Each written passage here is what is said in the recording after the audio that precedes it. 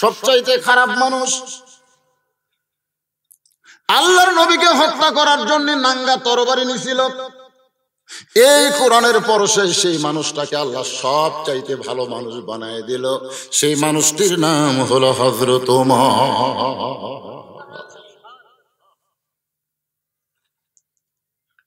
গভীর রাত্রে হযরত ওমর মদিনার মরুভূমিতে দাঁড়িয়ে দাঁড়িয়ে কাঁদতেছেন। হযরত ওমরের এক শাগির্দ বলতেছে, আমিরুল মুমিনিন, সবাই ঘুমাইতে গেছে, আপনি কেন মরুভূমিতে দাঁড়িয়ে দাঁড়িয়ে কাঁদেন? ওমর ফারুক বলে, তুমি জানো না আমি একদিন আমার বাবার উটের রাখাল ছিলাম। আমি একদিন আমার বাবার উটের রাখাল ছিলাম। উটের রাখালি করতে করতে আমি দুর্বল হয়ে ঘুমিয়ে যাইতাম। উটের পেশাব পায়খানা দিয়ে আমার গোটাল শরীর মাইকা যাইতো।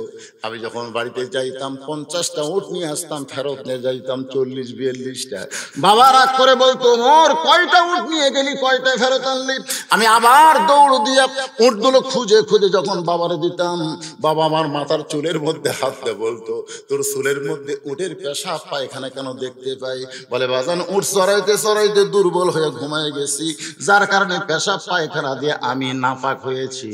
ওমর কান্দের বলে, যে ওমর একদিন উটের পেশাব পায়খানা দিয়ে নিজকে নাপাকি করতো, 50টা উটের হিসাব ঠিক মতো রাখতে পারতো না, আজকে সেই ওমরকে আল্লাহ অর্ধ পৃথিবীর খলিফা বানাইছে। এটা ওমরের যোগ্যতায় নয়, এটা কেবলমাত্র কোরআনের হক আদায় করার ওসিলা। লিল্লাহে তাকবীর। আপনারা কি মনে করতেছেন এই কোরআনের হক কথাগুলা যারা কয়? ও যে ছোটবেলায় শুনছিলাম একটা গান, কলিকালের জামানা হক বলতে মানা, হক কথা বললে তোমায় ধরে রাখবে রে, হক কথা বললে তোমায় জেলে দিবে রে। যার নামের শেষে মামুনুল হক, জোরে কর কথা ঠিক না? আসলে নামও যেমন, সরকার দেখলো এই বেটাক বেড়া তুলে তো কাম হবে না। আমির হামজা কোরআনের আয়াত নম্বর নম্বর দিয়ে ওয়াজ করতো, হক কথা বলতো। এই জন্য হক একটা পুচকি বাচ্চা মাদানি রফিকুল ইসলাম মাদানি হক তুলিছে। আপনার কারণ কি? এই শোনে, আজকের আলোচনা আমাদের জীবনের সকলের শেষ আলোচনা হতে পারে, পারে কি পারে না? জাত সাকারাতুল মাউত হক, কোন হক? মৃত্যু যে আমাদের হক, সত্য। এই ব্যাপারে কারো সন্দেহ আছে নাকি? সন্দেহ আছে? সন্দেহ আছে? এই জন্য আল্লাহ বলতেছেন, মরিস না যতক্ষণ মুসলমান না হবে। মুসলমান হয়ে যদি মরতে চাই, দাঁড়ায় থাকলেন কেন? বসার জায়গা নাই? বসেন বসেন বসেন, আল্লাহর রাস্তায় সবাই বসেন। বসবার করে সব সরে যায়, কোথায় যাবা? প্রত্যেক ধাপে ধাপে তোমার হায়াতকে তুমি অতিক্রম করতেছো। কোরআনের মাহফিল থেকে যখন কেউ চলে যায় অযথা, বুঝবেন ও নিজে যাচ্ছে না, ও শয়তান গলা ধাক্কা দেয়, ধাক্কা দিয়ে নিয়ে যাচ্ছে। তোর এখন কথা ঠিক কি না? আর আমি আজকে যে আলোচনাটা করবো ইনশাআল্লাহ, সেটা হলো কি? এই কোরআনের হক। আজকে প্রাইমারিতে ছাত্রের জায়গা দেওয়া যায় না, আর মাদ্রাসায় খুঁজে ছাত্র পাওয়া যায় না। একই গ্রামে মাদ্রাসা, একই গ্রামে প্রাইমারি, বাবা হাত ধরে ছেলেকে নিয়ে যাচ্ছে আগুমের জায়গায়। জালিকাল কিতাবুল আরাইবে হুদালিল মুত্তাকিন, ওই জায়গা তোমার সন্তান কেন পারো না? আজর যখন ইব্রাহিম নবীর ওই রশি ধরে টানতেছে, ইব্রাহিমের চোখ দেখাল দর দর করে পানি পড়তেছে। ইব্রাহিমকে কান্দেন কেন? আগুনের ভয়ে। আগুনের ভয়ে নাই। এটা কেমন বাপ? এটা কেমন বাপ? সন্তান বিপদে বললে বাবা এসে তাকে কি করে? সাহায্য করে। আর আমার বাবা আগুনের চুলের মধ্যে ফেলে দেওয়ার জন্য রশি টানতেছে। আজর যেমন খারাপ বাপ, মাদ্রাসা বাদ দিয়ে যারা সন্তানকে প্রাইমারিতে ভর্তি দিয়ে দেয়, এরা আরো বেশি খারাপ বাপ। ধরে করে ঠিক, এরা আরো বেশি খারাপ বাপ। কারণ আজর রশি টানতেছে তার সন্তানকে নমরুদের আগুনের মধ্যে ফেলে দেওয়ার জন্য। আর এখন মাদ্রাসা বাদ দিয়ে প্রাইমারিতে যারা ভর্তি করে দেয়, তারা সন্তানকে জাহান্নামের আগুনে পুড়ানোর জন্য রশি টানতেছে। ধরে কোন কথা ঠিক কথা কর না? আজ বুঝবেন না পরে বুঝবেন, খালি মরিয়া দেখেন।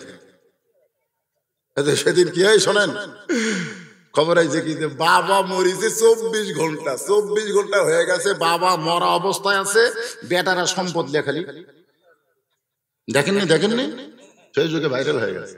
বাবার লাশ কষে ফুলে উঠেছে, আশেপাশের লোক আসে তাকে কাফন কিনা দাফন করতেছে, আর বেটারা কয় বাপের সম্পত্তি লিয়ে খালি চিল্লাচিল্লি করতেছে। পুলিশ আসে, খোঁজলে দেখেন তো ওরা কোনো মাদ্রাসা পড়ছে।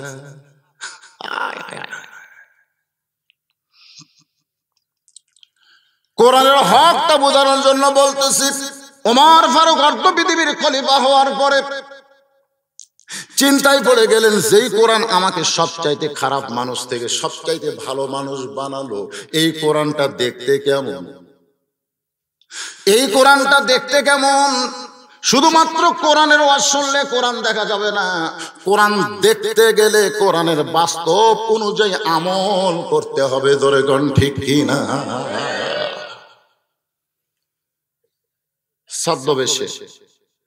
ছদ্মবেশে হযরত ওমর মদিনার অলি গলি ঘুরতেছে আল্লাহর কোরআন দেখার জন্য। সুবহানাল্লাহ। বিষয়টা কিন্তু আত্তাকুল্লাহ, ভয় করতে হবে কার? মদিনার অলি গলি ঘুরতে গিয়ে দেখে বিস্তীর্ণ মরুভূমি, ওই মরুভূমির ভিতরে একজন রাখাল উট আর দুম্বা চড়ায়। হযরত ওমর রাখালের ভিতরে আত্তাকুল্লাহ ডিগ্রি দেখার জন্য রাখালকে সালাম দিয়ে বললেন, ও রাখাল ভাই, আমার পেটে বড় ক্ষুধা লাগছে, আমি উটের এক পেয়ালা দুধ চাই। রাখাল বুসকি বুসকি হাসে। ওমর ফারুক বলে, রাখাল হাসতেছো কেন? রাখাল বলে, হাসার কারণ হলো তুমি আমারে সালাম দিলে, উটের এক পেয়ালা দুধ চাইলে, তোমার পরিচয় জানতে হবে। ওমর ফারুক চিন্তায় পড়ে গেলেন যে আমি ছদ্মবেশ ধারণ করছি আল্লাহর কোরআন দেখার জন্য, আর এই বেটা কয় আপনার পরিচয় জানতে হবে। ওমর ফারুক চিন্তায় পড়ে গেলেন, আমি কি পরিচয় দিব?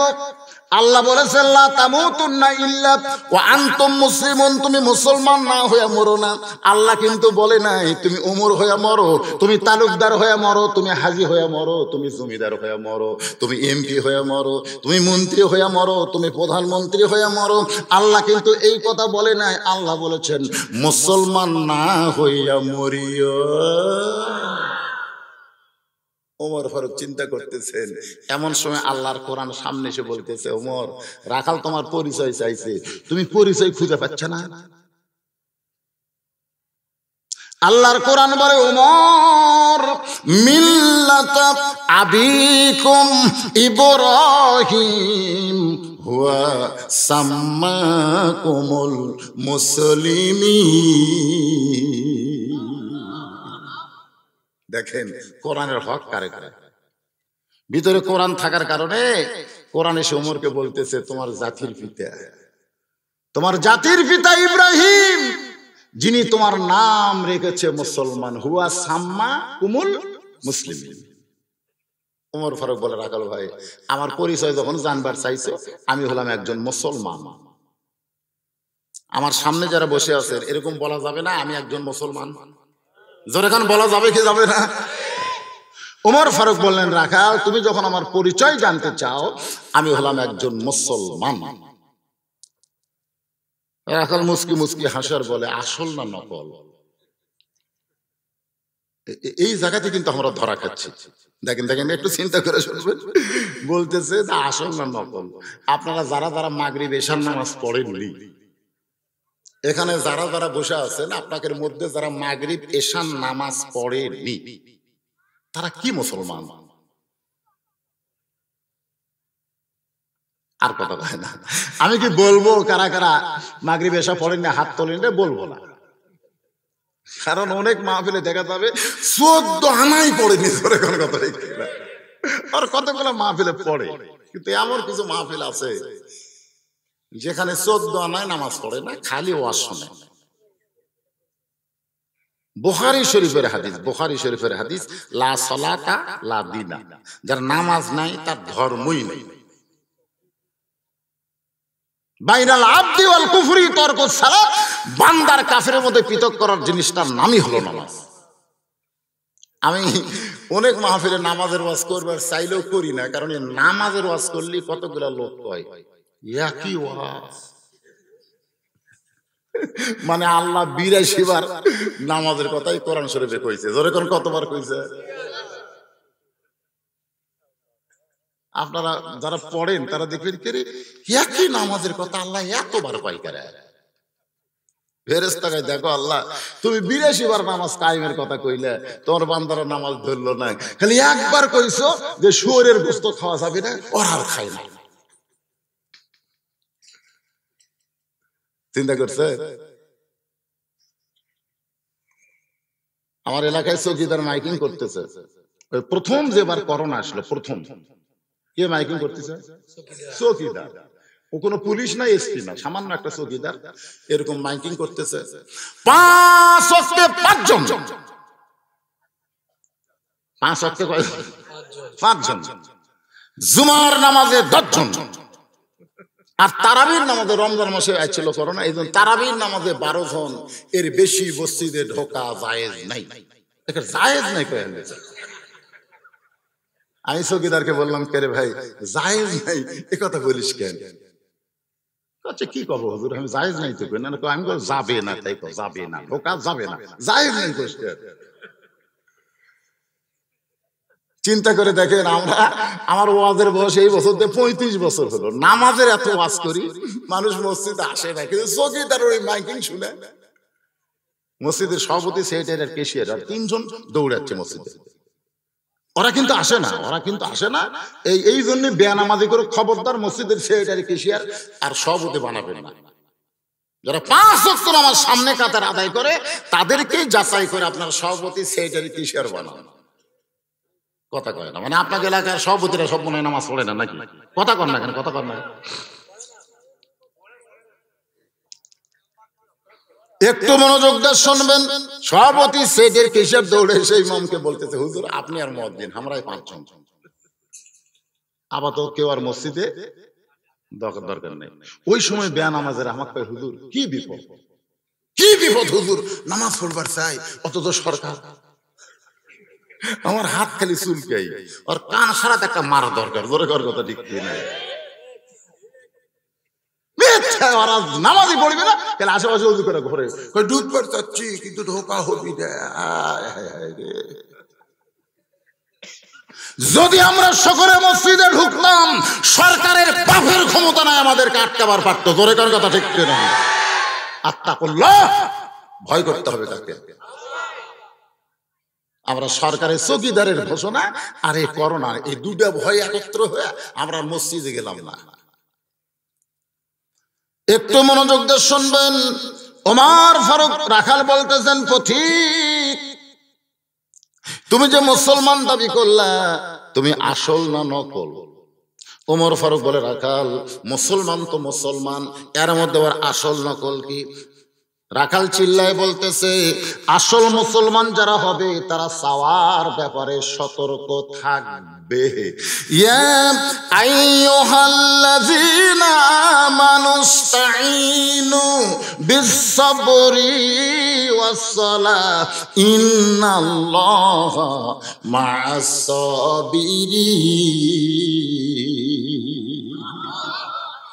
আসল মুসলমান যারা হবে তারা চাওয়ার ব্যাপারে কথা কয় না, জাত তার কাছে যাবে না।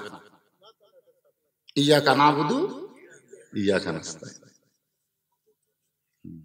আসল মুসলমান যারা হবে দরকার হলে তারা ফাঁসির মঞ্চে যাবে, কিন্তু রাষ্ট্রপতির কাছে বাঁচার দরখাস্ত লিখবে। কারণ আসল মুসলমান জানে, যার কাছে বাঁচার দরখাস্ত লেখবো ই তো বাঁচবে। বাংলাদেশে 3টা রহমান প্রেসিডেন্ট থাকা অবস্থায় মারা গেছে। 3টা রহমান প্রেসিডেন্ট থাকা, চেয়ারত বসে থাকা অবস্থায় মারা গেছে, মানে ক্ষমতার থাকা অবস্থায় মারা গেছে। একটা হলো বঙ্গবন্ধু শেখ মুজিবুর রহমান, একটা হলো জিয়াউর, আর একটা হলো জিল্লুর। এই 3টা রহমান কিন্তু প্রেসিডেন্ট থাকা অবস্থায় মরেছে। তাহলে প্রেসিডেন্ট থাকা অবস্থায় যদি মরে যায়, এর কাছে আবার বাঁচার দরখাস্ত লেখে কোন শালায়?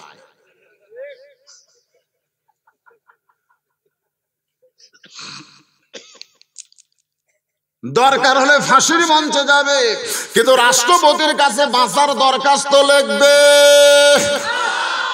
দরকার হলে জেলে থাকবে, রিমান্ডে থাকবে, কিন্তু সরকার বাতিলের সঙ্গে তারা আপোষ করবে না।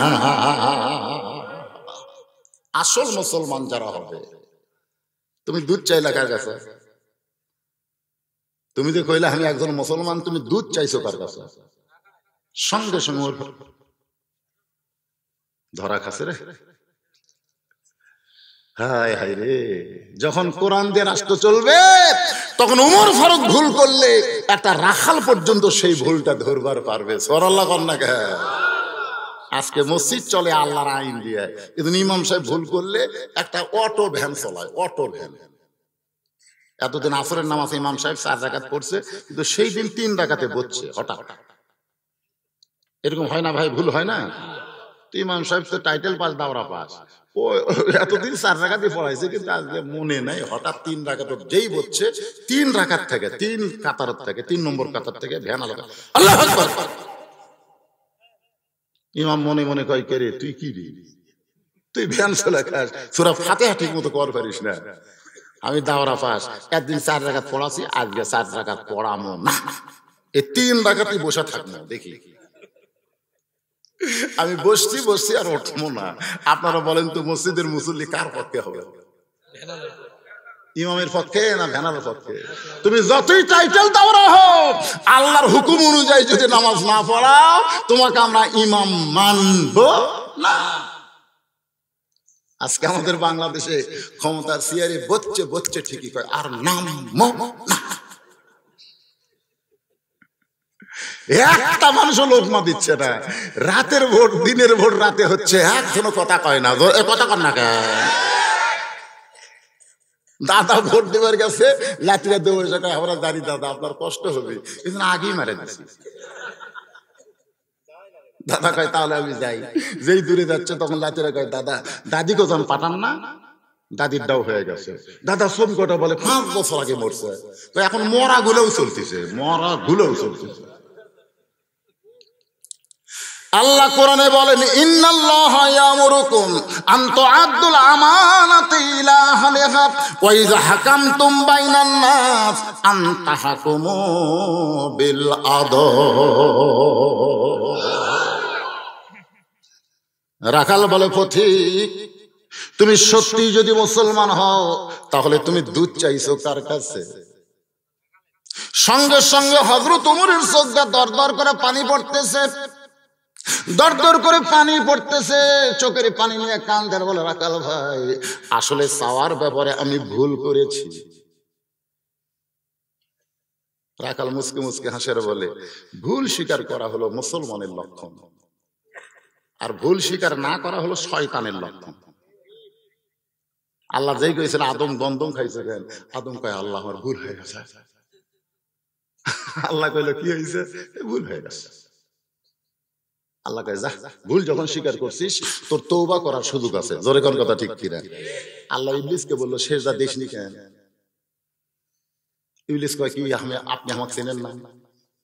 আমি আগুনের তৈরি, মাটির তৈরি। আল্লাহ কয়, ইবলিস খালি যদি বলতি যে আমার ভুল হয়ে গেছে, তাহলে আমি তোকেও সুযোগ দিতাম, আদমের মতন তওবা কর। আমরা যত বড়ই অপরাধ করি না কেন, ভুল স্বীকার করাতে কোনো অসুবিধা, যেরকম কোনো অসুবিধা আছে? ওমর ফারুক বলে, রাখাল ভাই আমার ভুল হয়ে গেছে। রাখাল বলে, তাহলে তোমার তওবা করার সুযোগ আছে। ওমর ফারুক বলে, ঠিক আছে, আমি তওবা করতেছি। রাখাল বলে, তুমি মূর্খ মানুষ, তুমি তওবা কেমনে করবে? যে চাওয়ার ব্যাপারে সতর্ক থাকে না, সে হলো সবচাইতে বড় মূর্খ। তুমি একটা মূর্খ মানুষ, কার কাছে কি চাওয়া লাগবে এইটাই তুমি জানো না, আর তুমি তওবা কেমনে করবা? বরং আমি তওবা করাই, তুমি আমার সঙ্গে তওবা পড়ো।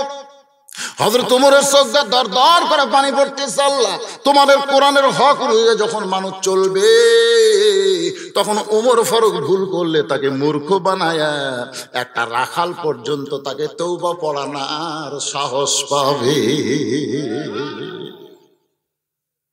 রাখাল বলতেছে, আমার সঙ্গে পড়ো। ওমর ফারুককে, আস্তাগফিরুল্লাহ, পড়েন না কেন? যারা মাগরিব এশার নামাজ পড়েননি, ফজর পর্যন্ত বাঁচার গ্যারান্টি আছে? তো তাহলে তওবা করেন সকলে। আর যারা আমরা পড়েছি আমাদের নামাজকে ঠিক মতো হচ্ছে। এই জন্যে ওই যে আহলে হাদিসের মধ্যে এক বক্তা কইছে, কে রে হানাফিরা সালাম ফিরাই কয় আস্তাগফিরুল্লাহ আস্তাগফিরুল্লাহ। আস্তাগফিরুল্লাহ মানুষ কখন করে? যখন কোনো অন্যায় করে তখন আস্তাগফিরুল্লাহ করে। তারা নামাজ ভালো কাম করলো, এরপরে আবার আস্তাগফিরুল্লাহ করে। এই শালারা বোঝে না। হানাফিরা নামাজের সালাম ফিরে আস্তাগফিরুল্লাহ বলার কারণ হলো, যেইভাবে নবী নামাজ পড়েছে, সাহাবীরা নামাজ পড়ছে, আমরা সেই হক অনুযায়ী নামাজ আদায় করতে পারি নাই বলে আল্লাহর কাছে তওবা করতেছি। যখন কথা ঠিক ঠিক না। আহলে হাদিসের এক শাইখ কইছে যে বেতের এটা নিয়ম মতো না পড়লে চলবে, মন চাইলে বেতের পড়বেন, মন না চাইলে পড়বেন না। আয় আয় আয়, মানে ইসলামকে কাটতে কাটতে কাটতে ওই শালার একেবারে শর্টকাট করে ফেলতেছে। কথা কম ঠিক কিনা? এই দেখবেন আর কিছুদিন পরে সামারের পরেই ওরকে শুরু হয়ে যাবে তারাবি 8 টাকা, তারাবি 8 টাকা, তারাবি 8 টাকা। আমাদের মধ্যে দুই একটা সৌদি আরব গেছিল কামলা খাটতে। কি খাটতে? কামলা খাটতে। এই শালারা সৌদিতে ঘুরে যায় তারাবি 8 টাকা। আমার এলাকার এক সৌদি কামলা ভাই কাম করাচ্ছে রে, এইটা ভাববেন।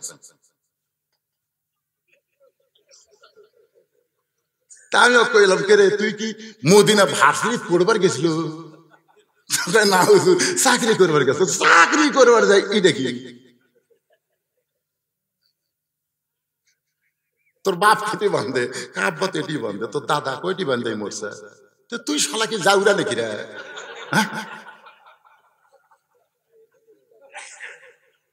এইরকম কিন্তু ফেতনাবাজ কিন্তু রমজান মাসে বাড়াবে। ধরে কোন কথা ঠিক? এ কথা কর না কেন? ইসলামকে শর্টকাট তারা করবে, তারা করবে, কিন্তু আমরা করব। আল্লাহর বান্দারা একটু মনোযোগ দিয়ে কথাগুলো শুনবেন। ওমর ফারুক তওবা পড়ানোর পরে, তওবা গ্রহণ করার পরে বলতেছে, ও রাকাল ভাই, আল্লাহর হস্তে ওটের এক পেয়ালা দুধ দাও, যেই দুধটা পান করে আমি ক্ষুধা তৃষ্ণা নিবারণ করতে চাই। আগে বলেছিল রাকাল ভাই ওটের এক পেয়ালা দুধ দাও, এখন বলতেছে আল্লাহর হস্তে। সঙ্গে সঙ্গে রাখাল মুসকি মুসকি হাসে। ওমর ফারুক বলে, রাখাল হাসলা কেন? রাখাল বলতেছে, তওবা করার পরে তুমি আবার মুনাফিকি করলে। যেই কইছে মুনাফিকি করলে, ওমর ফারুকের চেহারা রক্তের মতন লাল হয়ে গেছে। কারণ ওমর ফারুক জানে কাফের ভালো, কাফের ভালো, মুনাফিকের চাইতে মানে দুটাই খারাপ, কিন্তু খারাপের মধ্যে কম খারাপ বেশি খারাপ নাই। মুনাফিকেরা থাকবে জাহান্নামের সবচাইতে তলে, কাফেরেরা যে বমি করবে, পেশাব করবে, পায়খানা করবে, ওটা মুনাফিকেরা খাবে। সাহাবীরা কয়, ইয়া রাসূলুল্লাহ, এই মুনাফিক কারা? যারা জাহান্নামের সবচাইতে নিচে থাকবে, কাফেরের পেশাব পায়খানা খাবে, এই মুনাফিক কারা? আল্লাহ রাসূল ছোট বাচ্চার মতন কানলেন। সাহাবীরা, হুজুর কান্দেন কেন?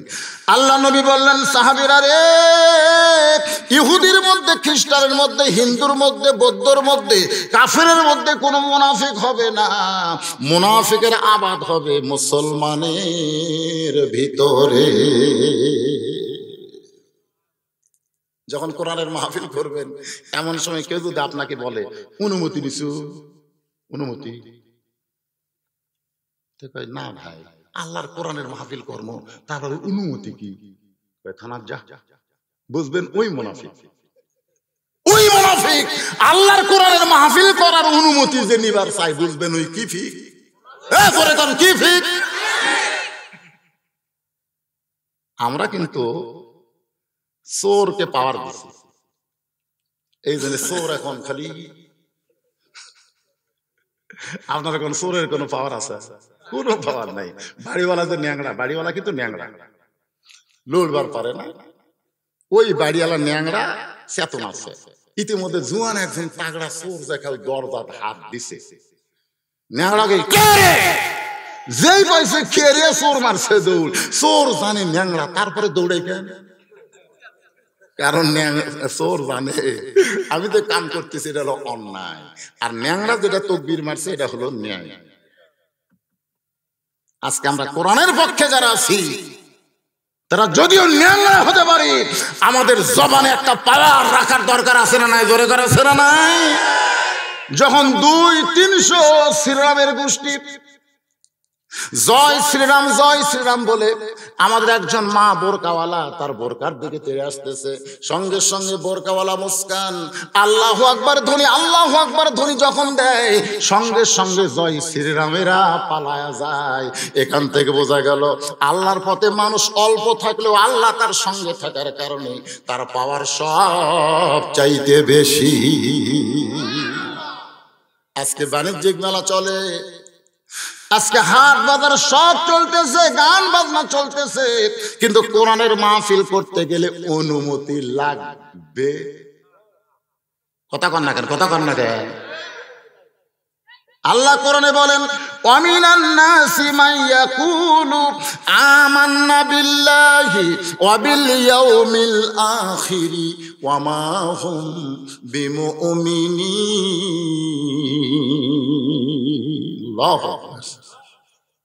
আল্লাহ বলেছেন ওরা আল্লাহ বিশ্বাস করে, আখিরাত বিশ্বাস করে, রাসূল বিশ্বাস করে, এরপরেও এরা মুমিন না, এরা মুমিন নয়। উমর ফারুক চেহারা লাল করে বলে, রাখাল মুখে যা আসে তা বলতেছো, আমার মধ্যে মুনাফিকের কি দেখলে? রাখাল বলতেছে এত গরম হচ্ছে কেন? এই কাক বলতেছে? উমর, খালি উমর। এরকম বাংলাদেশের মতন 85টা দেশের প্রেসিডেন্ট, বাংলাদেশের মতো 85টা দেশের রাষ্ট্রনায়ক, প্রেসিডেন্ট, রাখাল বলতেছে এত রাগ করিস কেন? লিমা তাকুলু মা লা তাফআলুন, তোমার মুখের সাথে মনের মিল নেই। ওর হকসম করে বলে, রাখাল ভাই কেমনে? বলে কেমনে বলতো না, তুমি যখন আমাকে রাখাল কইছো তখন তোমার মন বলতেছে আমি উটের মালিক না, আর আমি যদি উটের মালিক হইতাম তুমি আমাকে রাখাল বলতে না। আর মালিককে বাদ দিয়ে রাখালের কাছে কেউ যদি আল্লাহর হস্তেও চায়, রাখাল দিবার পারবে না। অনেক ওয়াজ আপনারা শুনছেন, আমি কিন্তু রাখাল, আমি কিন্তু একজন রাখাল।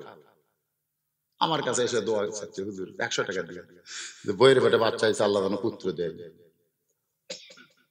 চকচকা টাকা থেকে আমার লোভ হলো, পকেটে তুলে, কিন্তু মনে মনে চিন্তা করে গেলে আমি তো 3 মেয়ের বাবা, আমার দোয়া দিয়ে যদি আর বইয়ের পেটের পুত্র হয় তাহলে আমারটা হলো না কেন? কারণ আমি তো আর কম দোয়া করিনি, এত দোয়ার পরেও আল্লাহ আমাকে একটা পুত্র দেয়। পকেট থেকে 200 টাকা দিয়ে বললাম, ভাই তুই যা। না হুজুর, টাকা নেওয়ার জন্য দোয়া করেন, আল্লাহ যেন একটা পুত্র সন্তান দেয়। আমি বললাম তুইও যা, আমিও তাই। কারণ আল্লাহ আমাকে একটা পুত্র দেয়নি, 3টা মেয়ের বাপ।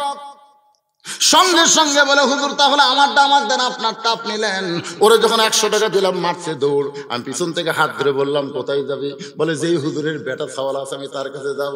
আমি কইলাম কোনো হুজুরের কাছে না, কোনো পীরের কাছে না, কোনো মাজারে নয়, পাওয়ার যদি চাও কেবলমাত্র আল্লাহর কাছেই চাও। রাখাল বলে, পথিক সত্যি যদি তুমি উটের 1 পেয়ালা দুধ চাও, তাহলে এখান থেকে মালিকের বাড়ি হলো 10 মাইল দূরে। ওই 10 মাইল দূরে মালিকের বাড়ির দরজা দিয়ে বলো, মালিক তোমার রাখাল উট আর দুম্বা চড়াই, তুমি মালিক যদি হুকুম দাও তাহলে রাখাল আল্লাহর হস্তে উটের 1 পেয়ালা দুধ দেবে। ওমর ফারুক বলে, রাখাল ভাই অত দূর মালিকের বাড়ি যাওয়ার দরকার আমার নাই, বরং তোমাকে 2টা টাকা দিচ্ছি, এই 2টা টাকার বিনিময়ে তুমি উটের 1 পেয়ালা দুধ দাও। রাখাল চিল্লায় বলে, ও পথিক তুমি কি হযরত উমরকে চেনো? সুবহানাল্লাহ। রাখাল হযরত উমরকে বলে, পথিক তুমি কি হযরত উমরকে চেনো? যদি হযরত উমরকে চিনতা তাহলে এরকম বেসাইদা কথা বলতা না। উমর ফারুক চমকে বলে, রাখাল ভাই আমার কথার মধ্যে বেসাইদা কি দেখলে? রাখাল বলতেছে, পথিক রে, যেদিন থেকে আল্লাহর কোরআন দিয়ে রাষ্ট্র চলে সেদিন থেকে ঘোষণা হয়ে গেছে, আর রাশিউল মুরতাশি খেলাহুমা ফিন্নার, যে ঘুষ দিবে আর ঘুষ খাবে উভয়ে জাহান্নামে যাবে। উমরের গুপ্ত বাহিনী যদি দূর থেকে দেখবার পাই তুমি আমারে 2 টাকা ঘুষ দিছ, আর আমি মালিকের হুকুম ছাড়া তোমাকে উটের 1 পেয়ালা দুধ দিছি, তাহলে তোমাকেও ধরবে আমাকেও ধরবে। এই বয়সে কি তুমি ধরা পড়বার চাও? ওমর ফারুক বললেন তাহলে চলো পাহাড়ের গুহার মধ্যে যাই, গুহার মধ্যে গিয়ে গোপনে 2 টাকা দিব, আর তুমি গোপনে উটের 1 পেয়ালা দুধ দেবে। ওমরের গুপ্ত বাহিনীও দেখতে পাবে না, তোমার মালিকও জানতে পারবে না। রাখাল চিল্লায় বলে ভণ্ড, ভণ্ড, তুমি ভণ্ড। ওমর ফারুক বলে রাখাল আমার মধ্যে ভণ্ডমের কি দেখলাম? রাখাল বলে পথিক, যেখানে কেউ দেখতে পায় না সেখানে রাখালের আল্লাহ দেখতে পায়, এরই নাম হলো আত্তাকুল্লাহ। সঙ্গে সঙ্গে ওমর ফারুক মারছে দৌড়, এক দৌড়ে পাহাড়ের পাদদেশে গিয়ে 2 রাকাত নামাজ পড়তেছে আর বলতেছে আল্লাহ তোমার কোরআন এত সুন্দর, তোমার কোরআন হক অনুযায়ী চলার কারণে আজকে রাখাল না দেখা আল্লাহকে কলিজার মধ্যে জায়গা দিয়ে কেউ না দেখলেও আল্লাহ দেখতেছে, এই বিশ্বাস অর্জন করেছে। এরকম বিশ্বাস যখন অর্জন হবে সেই দুনিয়াতে কোনোদিন কোনো অন্যায় অপকর্ম হবে। এত সুন্দর আল্লাহ তোমার কোরআন। আমি এতক্ষণ পর্যন্ত রাখালের মধ্যে তোমার কোরআন শরীফ দেখলাম, রাখাল খালি কোরআন পড়ে না, কোরআন অনুযায়ী আমল করে। আল্লাহ তোমার কোরআন এত সুন্দর। এই দোয়া যখন করতেছে চোখের পানি না কাঁদতেছে, রাখাল বলতেছে তুমি যতই কান্দো, তুমি যতই কান্দো উটের দুধ দেওয়া গেল না। ওমর ফারুক বলে রাখাল ভাই উটের দুধের কোনো দরকার আমার নাই, বরং তোমার কাছে জানতে চাই তুমি না দেখা আল্লাহকে কলিজার মধ্যে জায়গা দিয়ে আত্তাকুল্লাহ ডিগ্রি অর্জন করেছো, এর বিনিময়ে তোমার চাহিদা কি? কারণ তুমি তো ভালো চাকরি করো না, তুমি উট দুম্বা চড়ানোর চাকরি করো, রোদে পুড়ে পুড়ে তুমি কত পোড় খাওয়া মানুষ, তোমার ভালো খাওয়া দাওয়া নাই, ভালো বাড়িও নাই। তুমি না দেখা আল্লাহকে কলিজার মধ্যে জায়গা দিয়ে কেউ না দেখলে আল্লাহ দেখতেছে, এর বিনিময়ে তোমার চাহিদা কি? আজকে যদি সাইদে হুজুর জেলের মধ্যে যায় কেউ কয় হুজুর আপনি 50 বছর কোরআনের হক তাফসীর করলেন, এরপরেও আপনি জেলের মধ্যে 11 বছর হলো আপনি জেলের মধ্যে জেল খাটতেছেন। আচ্ছা এই যে জেলের মধ্যে আপনি জেল খাটতেছেন এর বিনিময়ে আপনার চাহিদা কি? আজকে যদি মামুনুল হক কেউ বলে জেলের মধ্যে যায় যে আপনার বাবা হলো শাইখুল হাদিস, ঢাকার বুকে আপনাদের কোটি কোটি টাকার সম্পদ, আপনি যে কথাগুলো বলতেছিলেন এই কথাগুলো না কইয়া আপনি ভালোই থাকতে পারতেন, এই হক কথা বলে জেলের মধ্যে ঢুকলেন, এর বিনিময়ে আপনার চাহিদা কি? আপনার একটা চাহিদা তো আছে নাকি কম? ওমর ফারুক বললেন রাখাল না দেখা আল্লাহকে কলিজার মধ্যে জায়গা দিয়ে আল্লাহর আইন অনুযায়ী চলতেছে, এর বিনিময়ে তোমার চাহিদা কি? রাখাল চোখের পানি বের করে বলে পথিক আমার চাহিদা যখন জানতে চাও তাহলে শোনো, রব্বানা পড়েন সকলে, রব্বানা আতিনা ফিদ দুনিয়া হাসানাতাও ওয়া ফিল আখিরাতি হাসানা ওয়া কিনা আযাবান নার।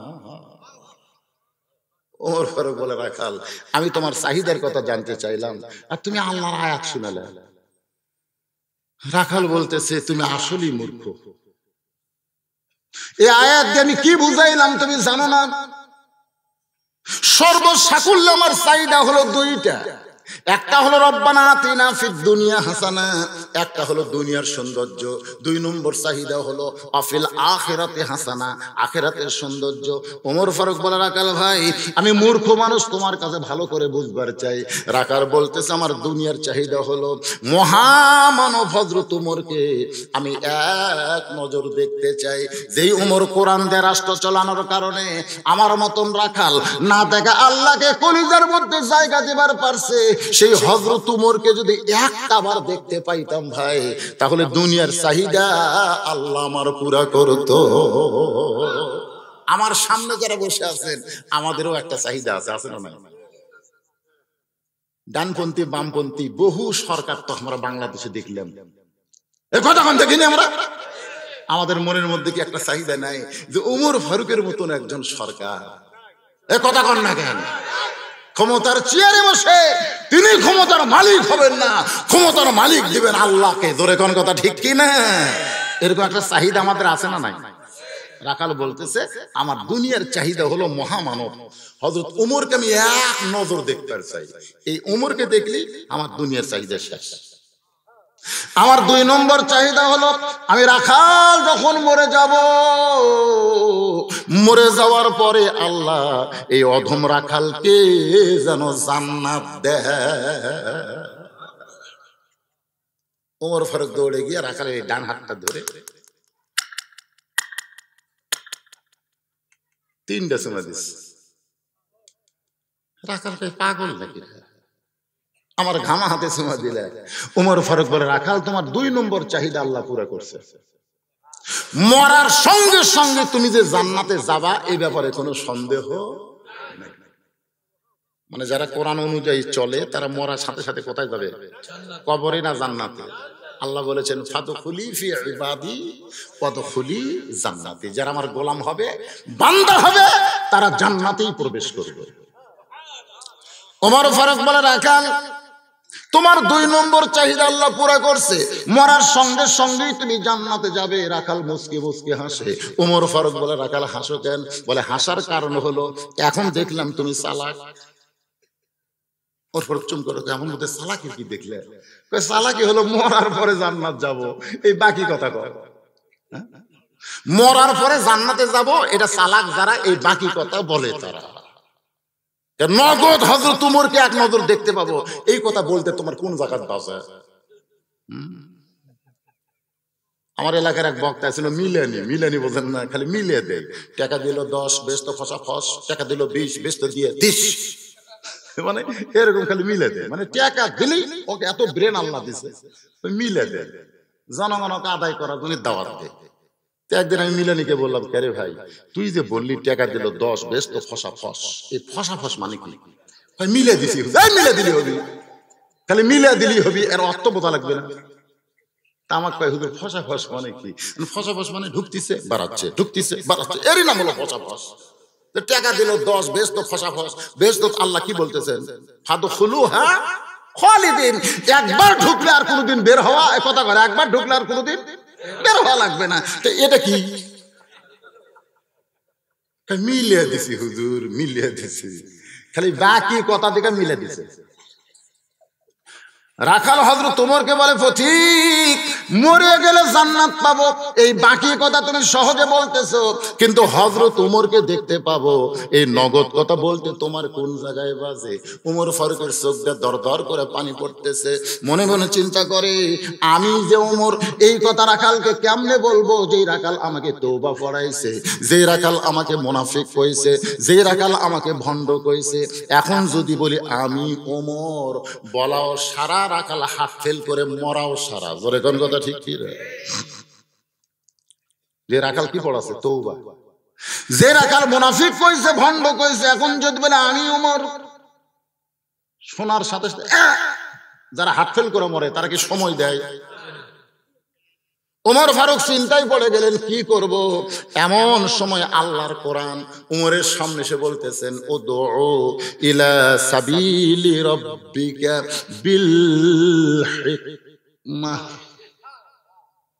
দেখছেন, বর্তমানে বাংলাদেশে ডাইরেক্ট কোনো কথা বলা যাচ্ছে না। ডাইরেক্ট আমি যে উমর এটা বলা কঠিন, বললি হাত ফেল। এটার নাম কি? এই জন্য আল্লাহ বলেছে, যখন ডাইরেক্ট বলবার না পারবা তখন অ্যাঙ্গেল মারবে, অ্যাঙ্গেল, মানে সরাসরি। এটা তো সরাসরি, এটা না করে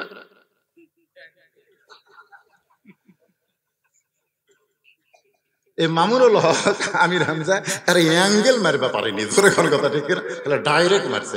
এই জন্যই তো আমি বদলে শুধু এখনো বাইরে আছি, একটাই কারণ, খালি অ্যাঙ্গেলে মার, ধরে কোন কি মার। আমার নাম হবে কিন্তু সাউন্ড হবে না, ধরে কোন সাউন্ড নেই, নাম হবে। আগামীকালই সবাই বলবে হুজুর চাক হয়ে গেছে ভাই, এমন কথা তো কোনো বক্তা কয়নি, কিন্তু সাউন্ড হবে না, কারণ কোন দিক থেকে ধরবে? ওমর ফারুক কইছে আমি ওমর না। অ্যাঙ্গেল করে বলে, রাখাল সত্যি যদি হযরত ওমরকে দেখবার চাও তাহলে ফজরের নামাজ সামনে কাতারে আদায় করো।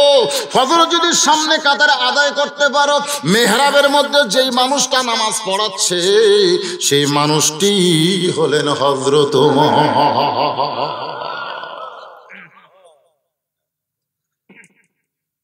রাখাল ছোট বাচ্চার মতন কান্দে। ওমর ফারুক বলে, রাখাল কান্দো কেন? বলে, কান্দার কারণ হলো আমি মসজিদের বারান্দায় নামাজ পড়ি, আমি একজন রাখাল হইয়া মসজিদের ভিতরে কেমনে যাই?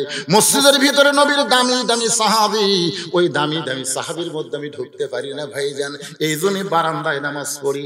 ওমর ফারুক বলে, রাখাল মসজিদের মধ্যে দামি দামি আর তুমি কম দামি বারান্দায়, এইটা তোমারে কে বুঝাইছে? আল্লাহ কোরআনে বলেছেন, ইন্না আকরামাকুম ইনদাল্লাহি আতকাকুম। আত্তাকুল্লাহ কারে কয়? আল্লাহ বুঝাই দিয়েছে, ইন্না আকরামাকুম ইনদাল্লাহি আতকাকুম। ওই ব্যক্তি সবচাইতে সম্মানিত হয় যার কলিজার মধ্যে আল্লাহর বেশি ভয়। তো তুমি কম দামি আর মসজিদের মধ্যে দামি দামি, এই কথা তোমারে বুঝাইলো? বরং হযরত উমরকে যদি দেখবার চাও, সামনে কাতারে নামাজ পড়া লাগবে, কারণ উমর শুধু অর্ধ পৃথিবীর খলিফা নয়, উমর এই মুহূর্তে মসজিদ নববীর ইমামের দায়িত্বে আছে। জোরে কোন সুবহানাল্লাহ। রাখাল বলতেছে, তাহলে আজকে এসব নামাজ পড়ে আমি আর বাড়ি যাচ্ছি না। ওমর ফারুক বলতেছে, রাখাল ভাই এসব পড়ে বাড়ি যাবা না কেন? এসব পড়ে বাড়ি গেলে ফজর যদি সামনে না পায়। ওমর ফারুক বললেন, তো যদি ফজর সামনে না পাও এই জন্য এশার নামাজ পড়ে বাড়ি যাবে না, কিন্তু এশা থেকে ফজর যে লম্বা সময়, এই লম্বা সময় কেন বলতো? কারণ 5 ওয়াক্ত নামাজের মধ্যে 3 ওয়াক্ত খালি তাড়াতাড়ি, দেখেন আপনি খেয়াল করে, আসর মাগরিব এশা একটা শেষ না হতে আরেকটা, কিন্তু এশা থেকে ফজর, ফজর থেকে জোহর, এই 2 ওয়াক্তর মধ্যে কিন্তু বিশাল টাইম পাওয়া যায়। সাহাবীরা বললেন, ইয়া রাসূলুল্লাহ এই 3 ওয়াক্ত তাড়াতাড়ি আর 2 ওয়াক্ত লম্বা কেন? আল্লাহ রাসূল বললেন, ফজর থেকে জোহর লম্বা সময় দেওয়ার কারণ হলো এই সময়ের মধ্যে চাকরি বাকরি করবে, যারা ক্ষেত খামারে কাজ করে ক্ষেত খামারে কাজ কাম করবে, ব্যবসা বাণিজ্য যারা করে তারা ব্যবসা বাণিজ্য করবে। ওই ব্যবসা বাণিজ্য ক্ষেত খামারে কাজ কাম করতে গিয়ে শরীরের যে ক্ষয়টা হবে, এশা থেকে ফজর লম্বা সময় দেওয়ার কারণ হলো ওই লম্বা সময় যদি ঘুম পারলে ওই ক্ষয়টা আল্লাহ পুরা করে দিবে। তাহলে এশা থেকে ফজর, এই লম্বা সময়ের মধ্যে যদি তোমার চোখে ঘুম ধরে তুমি কি করবা? রাখাল মুস্কি মুস্কি হাসের বলে, ভাইজান যদি ঘুমটা ধরে তাহলে মসজিদের মধ্যে ঘুমাইয়া যাব। এই শোনেন, মসজিদের মধ্যে ঘুমাইয়া যাব। উমর ফারুক বললেন, মসজিদে ঘুমানো যাবে তার ফতুয়া দাও। ফতুয়া মানে একটা দলিল, একটা দলিল লাগবে না ভাইজান? মসজিদে ঘুম পাড়ার দলিল আছে না নাই? দলিল লাগবে। এখন জোহর নামাজ পড়ে সবাই চলে গেছে, ওরা 3 জন 4 ফ্যান দিছে। কয় ফ্যান? সবাই চলে গেছে, ওরা 3 জন 4 ফ্যান মাথার উপর ঘুরতেছে, খালি গল্পই মারতেছে, গল্পই করতেছে। ফেরেশতা কয়, আল্লাহ সব মুসল্লি বাড়িতে গেল, এই 3টার কি হলো? 4 ফ্যান দিয়ে গল্প করতেছে, এতে রেজাল্ট কি? আল্লাহ বলতেছে, সবাই নামাজ পড়ে চলে যাওয়ার পরে এরা যে 4টা ফ্যান দিয়ে গল্প করতেছে, এই 4টা ফ্যানের যত কারেন্ট পুড়িছে, যত বিল হচ্ছে, এই 3 শয়তান না দেওয়া পর্যন্ত এরা জান্নাত যাবার পারবি না। কারণ মসজিদ আর বাপের বাড়ি না যে ইচ্ছা মতো ফ্যান ঘুরাবি। জোরে কোন কথা? এ কথা কর না কেন? ছোটবেলাতে আমরা রসুন পেঁয়াজ কাঁচা খাই, মসজিদে ঢুকলে আমাকে দাদা মুখ বন্ধাই করে রাখবে। আর এখন মসজিদের মধ্যে পেঁয়াজ করতেছে, মসজিদের মধ্যে পেঁয়াজ কুটতেছে, রসুন আর পেঁয়াজ দিয়ে মুড়ি মাখতেছে, মানে মসজিদ আর বাপের রান্নাঘর। কথা কর না কেন? কথা না করলে হবে না তো, হক হক বোঝা লাগবে না? কুল জাল হাক্কু ওয়া যাহাকাল বাতিল ইন্নাল বাতিলা কানা যাহুকা। হক হক জিনিসটা আমাদের বুঝতে হবে ভাইজান। আল্লাহর নবীর স্ত্রী মা আয়েশা নবীকে গোসল করাইতে গিয়া কোনদিন নবীর শরীরটা দেখে নাই, কিন্তু সেই দিন দেখেছে। বলে, পূর্ণিমার চাঁদের মতন চেহারা, কিন্তু গোটা দেহ এমন বসন্তের রোগের মতন দাগ কেন? আল্লাহ রাসূল, আপনার কি কোনদিন বসন্ত হয়েছিল? নবী কান্দার বেলায়, সেটা বসন্তর দাগ না, এটা হলো তায়েফের ময়দানে তাবলীগ করতে গিয়া তায়েফবাসী আমার কেমন পাথর মারছে, গোটা দেহের পাথরের দাগ গুলো এখনো রয়েছে। আয়েশা বলে, আপনি কি আল্লাহ বলতে পারেন নাই, আল্লাহ ওই পাথরের দাগ গুলো মুছে দাও? নবী বলতেছেন, এই পাথরের দাগ দেখায়া হাসরের ময়দানে আমার উম্মতকে আমি সুপারিশ করব। সঙ্গে সঙ্গে আয়েশা বললেন, আল্লাহ, যে নবীর গায়ে তাবলীগের কারণে দাগ হয়েছে, যারা নবীর সুপারিশ পাবে তাদের যেন দাগ হয়, তাদের যেন দাগ হয়। আজকে মামুনুল হাতের হাতে, খালেদ সাইফুল আইবের হাতে দাগ নাই, এ কথা কোন দাগ নাই? যে হাতের সাথে মুসাফা করার জন্য মানুষ পাগল, সেই হাতত লাগাছে হ্যান্ডকাফ। হাসপাতালত পুলিশেরা গলা থেকে নিচে বগলের তলে হাত দিয়ে হাসপাতালে বিরোধীদের বসাচ্ছে, আমি নিজে চোখে দেখেছি। অথচ মাজার দড়ি লেগে থসা, এই দড়ি টানতেছে মামুনুল হক একসঙ্গে, এই হাতত হ্যান্ডকাফ আছে, তারপর টানিসকে পুলিশে কয়রি বাপের বেটা কাটকা। সব ভাইরাল হচ্ছে এখন, লুকে দেওয়ার কোনো বুদ্ধি নেই। পুলিশকে বলতে আমার হাতে হ্যান্ডকাফ নাকি আছে, টানিস কে রে?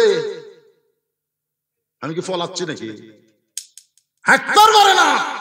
তারপরেও একজন বয়োবৃদ্ধ আলেমকে ওরা হ্যান্ডকাফ লাগাচ্ছে। কথা কন না কেন? কথা কইলে কি এই কথা বলাটাও আপনাকে জান্নাতে যাওয়ার একটা ওসিলা আল্লাহ বানায় দিবে। ধরে কোন কথা ঠিক কিনা ভাই? একটু মনোযোগ দিয়ে শুনবেন। ওমর ফারুক বললেন, রাখাল, বরং আজানের গুরুত্ব দাও, আজানের গুরুত্ব দাও।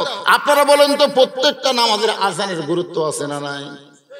ফজরের আজান দিলে আধ ঘন্টা পরে জামাত হবে, জোহরের আজান দিলে 15 মিনিট পরে জামাত হবে, আসরের আজান দিলে 15 মিনিট পরে জামাত হবে, এশার আজান দিলে 15 মিনিট পরে জামাত হবে। কিন্তু মাগরিবের আজান দিয়ে যদি কেউ মনে করে ওই 4 ওয়াক্ত 15 মিনিট আধ ঘন্টা দেরি করছি, মাগরিবের আজান দিয়েছে আমি 15 মিনিট পরে যাব, যাইয়া দেখে বা মসজিদ আছে কিন্তু জামাত নাই।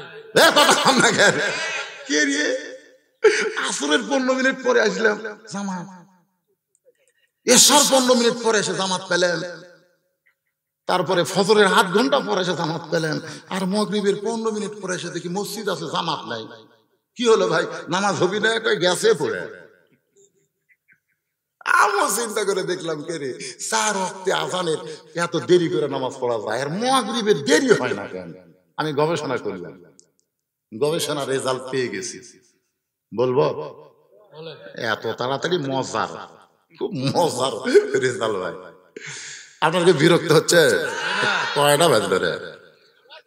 না না, খুব বেশি বাজে। 9:30 উঠছি, এখন বাজতেছে 11টা 8 না 12টা পর্যন্ত আসলে কি সমস্যা আছে? না 12টার পরে, তাই বলে যাচ্ছি না, তারিখের মধ্যেই থাকবো ইনশাআল্লাহ। আপনারা তো বসে আছেন, ওই দেখেন কতগুলো ছেলেরা ওই যে দাঁড়িয়ে আছে, খালি দাঁড়িয়ে আছে ওরা। আল্লাহর বান্দার একটু মনোযোগ দিয়ে কথাগুলো শুনবেন। ওমর ফারুক বলেন, আজানের গুরুত্ব দাও। এতদিন রাখাল নামাজ পড়তো বারান্দায়, আজকে নামাজ পড়বে সামনে কাতারে। আপনারা বলেন তো, এতদিন রাখাল নামাজ পড়তো কোথায়? আজকে নামাজ পড়বে সামনে কাতারে। আমি আপনাদের কাছে জানতে চাই, সামনে কাতারে নামাজ পড়া আর বারান্দায় নামাজ পড়াকে সমান? বারান্দায় কারা নামাজ পড়ে? বারান্দায় যারা নামাজ পড়ে এরা খালি আকামতের গুরুত্ব দেয়। আকামত, আকামত কখন হবি রে? আজান কখন হচ্ছে ওই চিন্তা ওই শালা করে নাই, ওরা খালি ঘড়ি দেখে আকামত আকামত। তখন দেখতেছে যে আর মাত্র 2 মিনিট আছে, তাহলে জামা শুরু হবে। ওই তাড়াতাড়ি দোকানে তালা দিয়ে দৌড়ে আসে আল্লাহু আকবার। যে মোবাইল বন্ধ করা লাগবে, আর রিংটোন চালু আছে, তাহলে বন্ধ করা লাগবে না? ওই বন্ধ করার টাইম পাইনি, আসে আল্লাহু আকবার বারান্দা থাকে। তো 2 রাকাত নামাজ হওয়ার পরে রিংটোন বাজে উঠছে, সামনে কাতারে এক মুসল্লি খালি শালারে শালারে। তো আমি নামাজ শেষ করে বললাম, ভাই শালারে শালারে দেখলে হুজুর আমি কইনি, বাইর হয়ে গেছে। খালি হাত বান্দা না থাকলে, তাহলে হাতটা আমার এরকম বান্দা না থাকলে ওর চাপা আমি ফাটাতাম। মানে যার মোবাইলের রিংটোন বাজছে বন্ধ করতেছে না, ওর এত রাগ হচ্ছে যে ওর চাপা ফাটাবে। আমি তখন দাঁড়াই বললাম, ভাইজান বারান্দায় মোবাইল কার বাজছে, একটু ভিতরে আসেন। ভিতরে যে আসলে আমি বললাম, ভাই এর নামাজ শুরু করা 2 রাকাতের পরে আর মোবাইলের রিংটোন বাজছে, আপনারা যারা নামাজ পড়ছেন আপনাদের খবর কি? প্রত্যেকটা মুসল্লি বলছে যে হুজুর এত রাগ হচ্ছে মনে হয়, কিন্তু এই হাত বান্ধা থাকার কারণে আমরা কিছু করতে পারিনি। আমি বললাম, ভাই নামাজ হচ্ছে খুশু খুদুর সাথে, ধরে করার কথা ঠিক কিনা? নামাজের মধ্যে একটু রাগ টাগ হয়ে গেলে নামাজ তো নষ্ট হয়ে গেল ভাই। এখন আর কি করা দরকার? যার মোবাইলে রিংটোন বাজলে কি করা দরকার? সবাই একটা করে চট দেন আজকের দিন, তুই খাড়া হ, কান সারাতে একটা করে চট দিবি আর বাড়াবি। কত্তাবাজি সালা যখন আকামত দেয় তার আগে আসতে পারিস না। আজকে একটু মনোযোগ দিয়ে কথাগুলো খেয়াল করবেন। বারান্দায় নামাজ পড়া, সামনে কাতারে নামাজ পড়া, রাসূল বলেছেন যদি বলতাম সামনে কাতারের ফজিলত, তাহলে সামনে কাতারে মুসল্লি আসার জন্য তারা মারামারি করত। এতদিন রাখাল নামাজ পড়তে বারান্দায়, কিন্তু আজকে সামনে কাতারে যাবে। সামনে কাতারে যাইতে গেলে মসজিদের মধ্যে ঢুকতে হবে, আর মসজিদের মধ্যে ঢোকার নিয়ম আছে। আপনি ইচ্ছা মতো ঢুকতে পারবেন না, আপনাকে ডান পায়ে ঢোকা লাগবে। জোরে কান কোন পায়ে? শুধু ডান পায়ে ঢুকলে হবে না, জবান খুলে একটা দোয়া পড়া লাগবে, আল্লাহুম্মা ইফতাহ লি আবওয়াব রাহমাতিক। এই দোয়াটা পড়ে যখন মসজিদের মধ্যে ঢুকবেন, তখন আল্লাহর কোরআন আপনাকে বলবে ফালিয়াবুদু রাব্ব হাযাল ওয়া আমানাহুম মিন খাউফ। দুইটা পুরস্কার তোমাকে সঙ্গে সঙ্গে দেওয়া হবে। একটা হলো তোমার রিজিকের কোনো পেরেশানি থাকবে না, আর 2 নম্বর হলো করোনা ফরোনা যতগুলা ভয় আছে সমস্ত ভয় থেকে আল্লাহ তোমাকে পুরোপুরি নিরাপত্তা দিয়ে দিবে। রাকাল ভিতরে ঢুকে সামনে কাতারে যাওয়ার জন্য খালি পা বাড়াচ্ছে। প্রত্যেকটা সাহাবী নড়ে সরে রাকালকে যাওয়ার রাস্তা করে দিচ্ছে। রাখাল মনে মনে কয় কে রে? বাইরে থেকে মনে করছিলাম দামি দামি সাহাবী, কিন্তু আজকে ভিতরে ঢুকে দেখতেছি এরাও জাহামত। আসলে বাইরে থাকা আর ভিতরে ঢোকা কম বেশি নাই ভাই। বাইরে থাকা 14 দল 20 দল। এখন আওয়ামী লীগের নেতা নামাজ পড়ে, বিএনপির নেতাও নামাজ পড়ে, জামাত ইসলাম তবলিগ পীর মুরিদ তো পড়ে। এখন মসজিদের মধ্যে ঢুকে দেখে 3 জন, ডান পাশে আওয়ামী লীগ, বাম পাশে বিএনপি, আর মাঝখানে জামাত। 3 জন মিলে কাতার সোজা করা লাগবে। জোরে কোন কি করা লাগবে? কাতার সোজা করা লাগবে। তো জামাত ইসলাম চিন্তা করতেছে ডান পাশে যে দাঁড়াচ্ছে এই হচ্ছে স্বাধীনতার স্থপতি, আর বাম পাশে যে দাঁড়াচ্ছে এই হলো স্বাধীনতার ঘোষক, আর আমি হচ্ছে যুদ্ধ অপরাধী। এই 3 জন মিলে এখন কাতার কি করা সোজা করে। তো ভয়ে জামাত ইসলাম 4 আঙ্গুল পিছনে আছে। তখন আওয়ামী লীগ পিঠে হাত দিয়ে বলতে কে রে তুই কাতারের লাইন বুঝিস না? কই বুঝি তো। তুই পিছনে থাকিস কে? আমি যে জামাত। কি কইলি? আমি আওয়ামী লীগ, তুই জামাত, তুই বিএনপি। ওটা বাহিরে চলবে, ভিতরে কোনো দল চলবে না। সব মুসলমান এক কাতার হতে হবে। জোরে কোন কথা ঠিক কি না?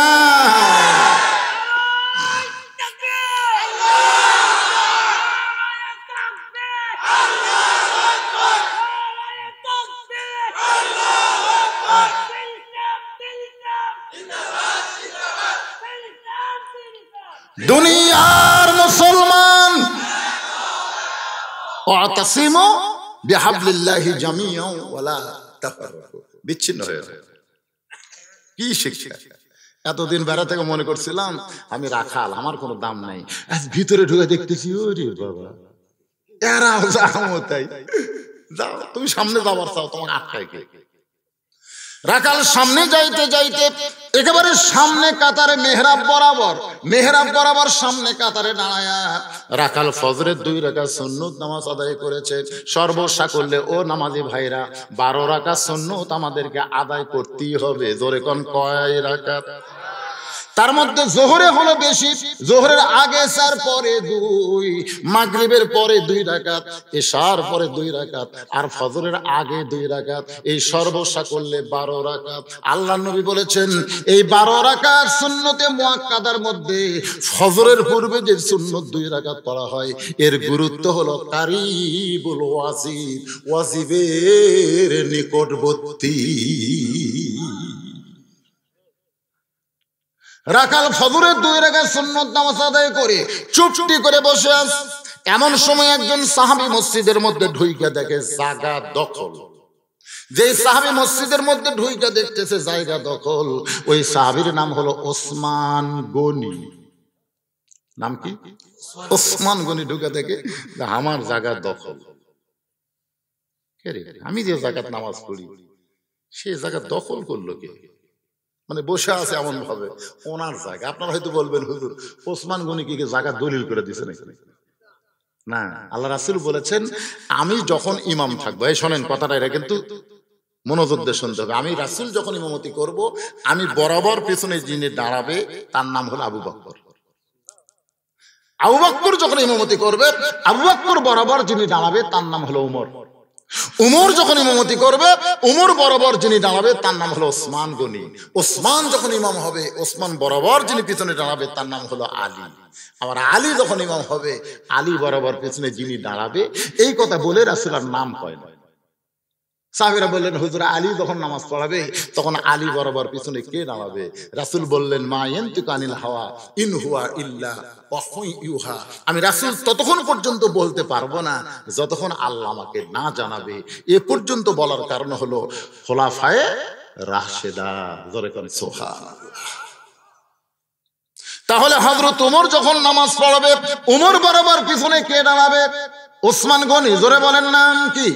কিন্তু আয়েশা থেকে জায়গা দখল, আল্লাহর নবী বলেছেন, মসজিদে কেউ যদি কোনো জায়গা দখল করে, তুমি তাকে জায়গা থেকে নড়াবার পারবা না, সে যদি ইচ্ছা মতো জায়গা না ছাড়ে। রাখালের পাশে ফাঁকা জায়গায় ওসমান গনি 2 রাকাত সুন্নত নামাজ পড়ছে। পড়ার পরে চিন্তা করতেছে যে এই লোকটা কে এসে আমার জায়গা দখল করলো, তার তো চেহারাটা দেখা দরকার। কারণ দেখার দরকার আছে না নাই? দেখা কিন্তু 2 রকম। দেখা কয় রকম? আমার কাছে বলতেছে, হুজুর আপনি আমাকে দেখছেন, আমাকে চিনেন না? তা আমি বললাম, কোন মাহফিলে তোকে দেখছিল? কি কোন হুজুর? কহি তেতুলিয়া, কুসুম্বি, হাসানবাড়ি, সব জায়গা থামি। আমি তো তোকে দেখিনি ভাই রে, কিন্তু আমি তো আপনি দেখছি। পাগলা তুই আমাকে দেখার জন্য ইচ্ছু। জোরে কোন কথা ঠিক কিনা? অধিকাংশ শ্রোতারা কিন্তু ওয়াজ শোনার জন্য আসেনি, চলো বুজরুক দেখে আসি। জোরে কোন কথা ঠিক কিনা? কথা কন না কেন ভাই? এতদিন মোবাইলে দেখছে, আজকে একটু সরাসরি দেখি। যে লোকটা আপনারা ওয়াজ শুনে বেড়াচ্ছেন, আমি কি আপনাকে দেখার জন্য আসছি? তাহলে যিনি দেখার জন্য আসে তার কিন্তু আমার চেহারা মুখস্থ থাকবে, কিন্তু যিনি দেখার জন্য আসে না, দেখছে ঠিকই কিন্তু মনের মধ্যে, ওরা খালি চোখ দিয়ে দেখছে আর মধ্যে ঢুকেই। আমার মায়েরা বোনেরা এদিকে আছে নাকি? বসার ব্যবস্থা করছেন? আমার মায়েরা বোনেরা চিন্তা করতে যে হুজুরকে আমাকে ওয়াজ করবে না। ও মায়েরা একটু ধৈর্য ধারণ করেন মা। ওসমান গনি রাখালের দিকে তাকাইছে, তাকানার একটু আমার জায়গা দখল করলো। একদিন ধরে আমি এটি নামাজ পড়ি, উমর ফারুক যেদিন থেকে খলিফা হচ্ছে সেদিন থেকে ওসমান গনি উমর ফারুকের পিছনে এই জায়গাতে নামাজ পড়ে। 3 বার দেখছে, 3 বার। একবার দেখছে, তৃতীয়বার যখন ওসমান গনি কেবল ঘাড় ঘুরাচ্ছে, সঙ্গে সঙ্গে রাখাল রানা বলে, এই বারবার কি দেখিস? বারবার তুই দেখিস কি? এই আশেপাশে যত সাহাবী আছিল সব কাঁপে উঠছে, সব চমকে উঠছে। এই বেয়াদব কে রে? তুই তাকা। যাকে রাখাল বলতেছে বারবার তাকাস মিয়া, এমন করে তুই কি দেখিস? তুই কি আমারে চিনিস?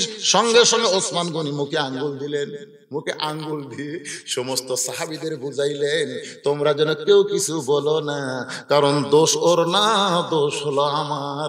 আল্লাহর নবী বলেছেন, আমার যত সাহাবী সবচাইতে নরম কলিজার হলো আবু বকর আর ওসমান গনি। ওসমান গনি চোখের পানি নিয়ে বলতেছে, ভাইজান কোনদিন আপনাকে সামনে কাতারে দেখি নাই, আজকে প্রথম দেখতেছি, এই জন্য একটু মহব্বত করে বারবার তাকাইতেছি, এইটাই কি আমার অপরাধ? সঙ্গে সঙ্গে বলতেছে, আমি রাখাল।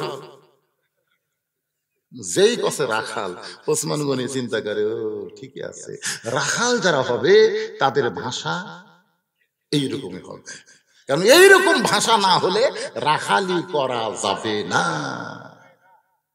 এই জন্যই রাসূলের হাদিস, প্রত্যেকটা অভিভাবককে আল্লাহ রাখালের দায়িত্ব দিয়ে দুনিয়াতে প্রেরণ করেছেন। রাখালের দায়িত্ব আপনি চিন্তা করে দেখেন। আপনি হয়তো ভাবতেছেন, হুজুর আমার তো গরু ছাগল নাই, আমি কিসের রাখালি করব? রাখালের দায়িত্ব দিয়েছে অভিভাবককে, তা আমার তো নাই গরু ছাগল, উঠদুম্বা, আমি কিসের রাখালি করব? আপনি 2 চোখ দিয়ে দেখতেছেন গরু ছাগল নাই, কিন্তু চোখ বন্ধ করে দেখেন, আচ্ছা দেখেন, এরকম চোখ বন্ধ করেন, আছে। আপনার একটা 45 বছরের গাভী আছে, গাভীর বয়স হলো 45 বছর। না, এটা কিন্তু রূপক অর্থে আপনাকে বুঝাচ্ছি, আপনার তাই গাভীকে গাভী মনে করবেন না।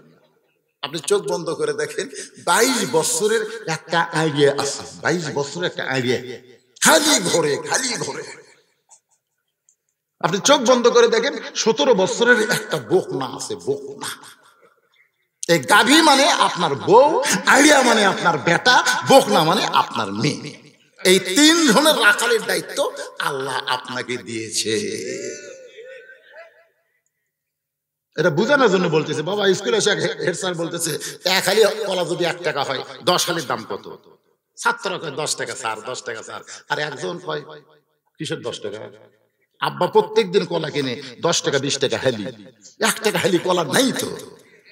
স্যার খাই ফেরে পাগলা, আমি বুঝানোর জন্য রে। তা আমি আপনাকে বুঝানোর জন্য বলতেছি, আবার বাড়ির যায় যান কন্যা যে বলছি তোর গাভী কষে, এ কথা খবরদার কর না, তাহলে সব মায়েরা কিন্তু আমার উপর কেঁপে দেবে।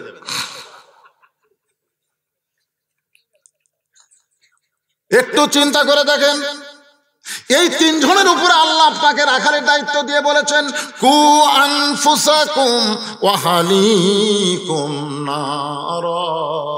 জাহান্নামের আগুন থেকে যদি বাঁচতে চাও, তাহলে একলা বাঁচলে হবে না, তোমার আহাল পরিবার নিয়ে বাঁচা লাগবে। হুকুম কার? আল্লাহ। আপনার ছেলে দেখবেন কি অবস্থায় আছে বর্তমানে, ওর হাতে যে একটা মোবাইল আপনি দিচ্ছেন, আপনি তো দিচ্ছেন, তো টাকা পাইনি, তো আপনি যে একটা মোবাইল কিনে দিতেন 20,000 22,000 টাকার, এরকম মোবাইল নিয়ে আপনার ছেলে কি করে? কি করে? রাখার করার আপনার দায়িত্ব নাই? কথা কর না কেন? দায়িত্ব নাই? তা আপনার ছেলে কি করতেছে, কোন পোশাক পরতেছে, ওর চেহারা দেখলে এখন কি মনে হয়? ওর তো আপাত মস্তক আপনাকে বাপ না, আপনি বাবা না, 2 একবার দেখবেন না এর সাইজ কি রে? এইরকম তো পাগলা ছিল না, দিন দিন এমন পাগল কেন হলো? আপনার একটা 17 বছর মেয়ে আছে, আপনি দেখেন না, মেয়েটার দিকে তাকায় দেখেন, মেয়েটা ওন্না কোন দিকে দেয়? এই যে ওন্না যে আছে, এই ওন্না কোন দিকে? এরা মনে করেন আমাদের একটা ওন্না, এই ওন্না আমরা এই দিকে দেওয়া, এটা হলো সুন্নত। এদের এই দিকে দেওয়া, এই দিকে দেওয়া হলো সুন্নত। কিন্তু যদি এই ওন্না ঘুরে এই দিক থেকে ঘুরে এই দিকে দেয়, এই দিকে, তাহলে কি বুঝতেছেন?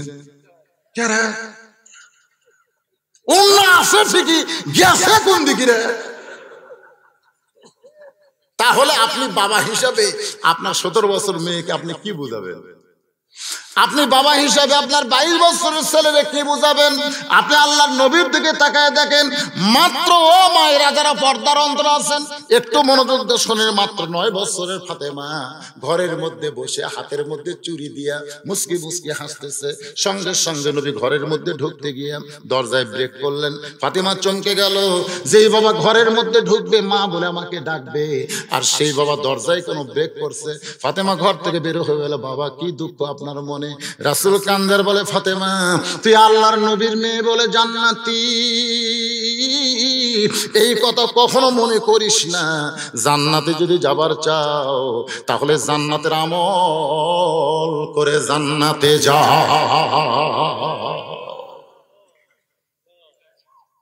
নবী ডাকতে বলে, ফাতেমা বাল তুসিরুনাল হায়াতাদ দুনিয়া ওয়াল আখিরাতু খায়রু ওয়া বাকা। ও ফাতেমা, দুনিয়ার সৌন্দর্য নয় মা, আখিরাত আল্লাহ তোমাকে সুন্দর বানায়া দিবে। ফাতেমার বুদ্ধি আছে, বুঝবার পারছে। হাতের 2টা চুড়ি খুলে বুঝতে পারেন, আমাকে গুলো আল্লাহ বুঝার লাগবে। চুরি খুলে ফেলে দিছে। নবী দৌড়ে গিয়ে চুরি 2টা খুলে জামার পকেটের মধ্যে ঢুকেছে। ফাতেমা বলতেছে, বাবা যে চুরি হাতে দেওয়ার কারণে আপনি ঘরের মধ্যে ঢুকলেন না, বারান্দায় থাকলেন, চোখের পানি নিয়ে কানলেন, আর সেই চুরি ফেলে দিলেন, আপনি কুড়া পকেটে ঢুকালেন কেন? আল্লাহ রাসূল বুঝবার পারছে মেয়েটা আমার সাথ ছিল, কিন্তু আমি এই কথা বলাতে রাগ করছে। বাবা কিন্তু বোঝা লাগবে। নবী কাছে ডেকে ফাতেমার মাথার উপরে আপনি চুমু দিতে পারবেন, আপনার 9 বছরের মেয়েকে চুমু দিতে পারবেন। এই হাতে চুমু দিবেন, মাথার উপরে চুমু দিবেন, কপালে চুমু দিবেন, এর নিচে আর নামা চলবে না। হ্যাঁ, এই পর্যন্ত দিতে পারবেন। যদি মেয়ে 3 বছর হয়, 2 বছর হয়, তখন আপনি সব জায়গা চুমু দিতে পারবেন, আগা পাছা মাথা সব জায়গা। কথা বুঝতেছেন না? বোঝা লাগবে তো। ছোট মেয়ে আপনি লিয়া কলত লিয়া চুমু খান, মুখের মধ্যে চুমা খান, সব জায়গায় চুমু খেতে পারবেন, কিন্তু যখনই ক্রস করবে তখন আবার আপনি সব জায়গায় চলবে না।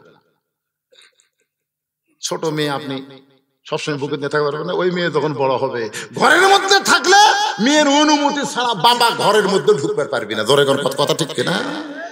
হ্যাঁ, এটা হচ্ছে ইসলামের নিয়ম। আল্লাহ নবী ফাতেমার কপালে চুমা দিয়ে বললেন, ফাতেমা, এই চুরি যত্ন করে রাখার কারণ হলো এই চুরি তোমার হাতে পরাই দিব, নাকে তোমার নাক ফুল পরাই দিব, কানে তোমার কানের দুল পরাই দিব, তোমার গলায় মালা পরাই দিব। ফাতেমা হাসতে হাসতে বলে, বাবা কবে কবে কবে? আল্লাহর নবী বললেন, যেদিন তোমার বিবাহ হবে। ও ফাতেমা, মেয়েরা সাজতে ইসলাম কোনো নিষেধ করে নাই, তবে মেয়েরা কেবলমাত্র এক ব্যক্তির জন্য সাজতে হবে, সেই ব্যক্তি হলো তার স্বামী। স্বামী ছাড়া অন্য কোন পুরুষের জন্য মেয়েরা সাজতে পারবে না। এখন তোমার 9 বছর ফাতেমা, এখন তোমার হাতে চুরি দেওয়া লাগবে না। যেদিন তোমার বিবাহ হবে সেদিন চুরি পরো, মালা পরো, তোমার স্বামীর জন্য তুমি পরবে। সুবহানাল্লাহ, জোরে কর না কেন? তাহলে আমার মেয়ের তো বিয়ে হয়নি, ই এত সাজে কেন? রাখালি করার দরকার নাই। এই যে হাই হিল করে কিলকিল করে গোটা পাড়া ঘুরতেছে আপনার মেয়ের কারণে, আপনার বেপরদা মেয়ের কারণে। অন্য করে 22 বছরের ছেলে বিয়ে করবার চায় না, সরকার বয়স করে দিয়েছে, বয়স এখন 26-27 গেছে, এবার বিয়ে করবো না। সাহস পাচ্ছি না হুজুর, সাহস পাচ্ছি না। আমাদের এলাকার একটা মওলানা, একটা মৌলবি 22 জাবারি দেয়, কারণ শরীর ঠিক আছে, ছোটবেলা থেকে উজু টুজু করছে, সবসময় পেশাব পায়খানা করছে নিয়ম মতো, আর আল্লাহ পাওয়ার ঠিক করছে। সুবহানাল্লাহ কন্যা গান। আর এই যে হাই স্কুল কলেজ যারা পড়ছে, হাঁটো সাঁটো পোশাক পরেছে, যন্ত্র পরে এমন চাপ মারছে ভাই, ওটা ব্যাঁকা তেড়া হয়ে ভিতরে গরম পাই ওই তো উঠিয়ে গেছে। আর ওই বেপরদা মেয়ে করে দেখার কারণে ওর তো ব্যাটারি ফিউজ হচ্ছে, এখন আর সাহস পাচ্ছে না, এখন আর সাহস পাচ্ছে না। তো রাখালি করার দরকার আছে না নাই? আপনার বেপরদা মেয়ের কারণে গোটা গ্রামের ছেলেরা নষ্ট হয়ে যাচ্ছে। আল্লাহ নবী বলেছেন, দায়ুস লা ইয়াদখুলুল জান্নাহ। সাহাবীরা বললেন, দায়ুস কোন নারী? নবী বললেন, দায়ুস কোন নারী না, দায়ুস হলো ওই সকল পুরুষ মানুষ যাদের অধীনে নারীরা পর্দা করে না। একটু মনোযোগ দিয়ে শুনবেন, আমি হলাম রাখাল, আমি হলাম রাখাল। ওসমান গনি বললেন, এজলেস ভাই বসো, এখনো নামাজের সময় হয়নি, তুমি রাখাল, আলহামদুলিল্লাহ, অসুবিধা নেই ভাই, আমি কিছুই মনে করিনি। সুবহানাল্লাহ। কিন্তু ভাইজান, আমি তো কোনোদিন আপনাকে এই জায়গা দেখিনি, তো রাখাল বলতেছে আমার কি ঠেকা, এই জায়গাতে আসার আমার ঠেকা কি? কোনো ঠেকা নাই, আমি বারান্দাত নামাজ পড়ি। এই জায়গাতে আসার কারণ হলো দেখার জন্য আসছি, দেখার জন্য। আজকে দেখা হলে আগামীকাল থেকে এই জায়গাতে আসার আমার কোনো ঠেকা নাই, তাহলে একটাবার দেখতে চাই, এই জন্য এই জায়গাতে আসছি। ওসমান গনি বলতেছেন, তোমার দেখা হবে, আজকে তুমি এখানে আইছো, আজকে তোমার দেখা হবে, এই গ্যারান্টি আছে? রাখাল কয়, কি কয়, চোখের পাওয়ার ভালো, সব ভালো, আর দেখা হবে না তার মানে? ওসমান গনি ছোট বাচ্চার মতন কান্দারে বলে, কয়েক বছর থেকে সামনে কাতারে নামাজ পড়তেছি, এখন পর্যন্ত আমার দেখা হয়নি ভাই। কয়েক বছর থেকে সামনে কাতারে নামাজ পড়তেছি, এখনো পর্যন্ত আমার দেখা হয় নাই। রাখাল বলতেছে, আমি আজকেই দেখার নিয়ত আইছি, আজকেই দেখবো। আর কয়েক বছর থেকে আপনি সামনে কাতারে নামাজ পড়েন, এখনো পর্যন্ত আপনার দেখা হয় নাই, আপনার কি চোখ ঠিক আছে? ওসমান গনি যারা দেখতে চাই তিনি হলেন নামাজের মালিক আল্লাহ, আর রাখাল যারা দেখতে চায় তিনি হলেন আল্লাহর বান্দা, আল্লাহওয়ালা। রাখাল যাকে দেখতে চায় তিনি হলেন আল্লাহ, জোরে কোন আল্লাহ আল্লাহ। আর ওসমান গনি কাকে দেখতে চায়? নামাজের মালিক আল্লাহ। আল্লাহ রাসূল বলেছেন, আনতা আবুদুল্লাহ কাআন্নাকা তারাহু ফাইন লাম তাকুন তারাহু ফাইন্নাহু ইয়ারাকা। রে আল্লাহর বান্দারা, ইবাদতের মধ্যে শামিল হও, ইবাদতের মালিক আল্লাহকে দেখে নাও। যদি আল্লাহ দেখা সম্ভব না হয়, আল্লাহ তোমারে দেখতেছে, এই মহব্বত তোমার কলিজায় না।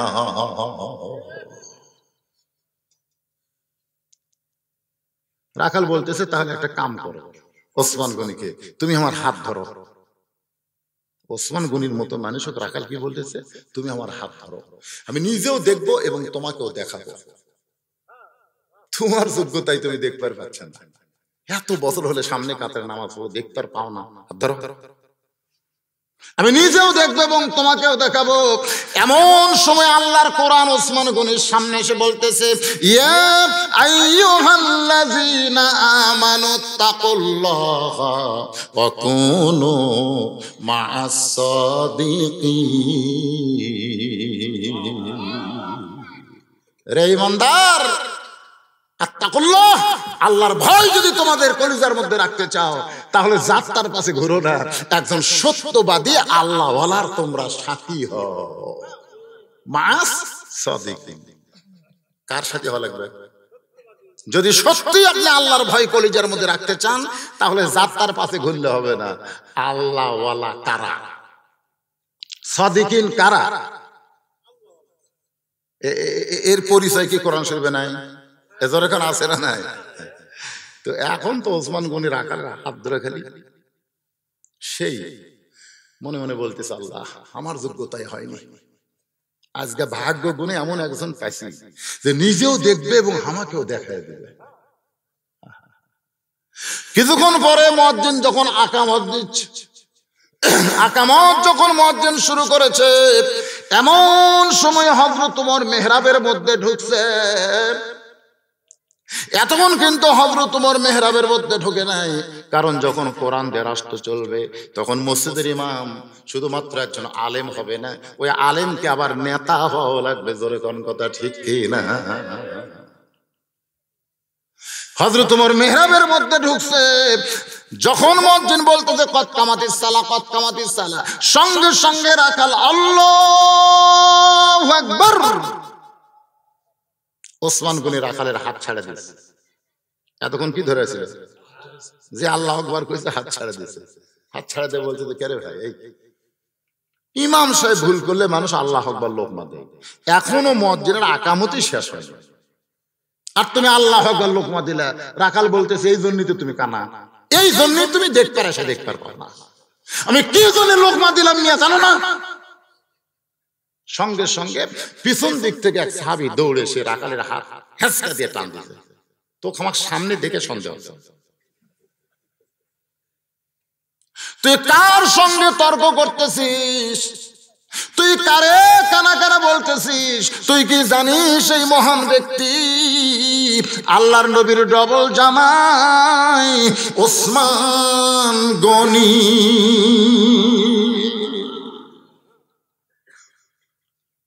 সঙ্গে সঙ্গে রাখা,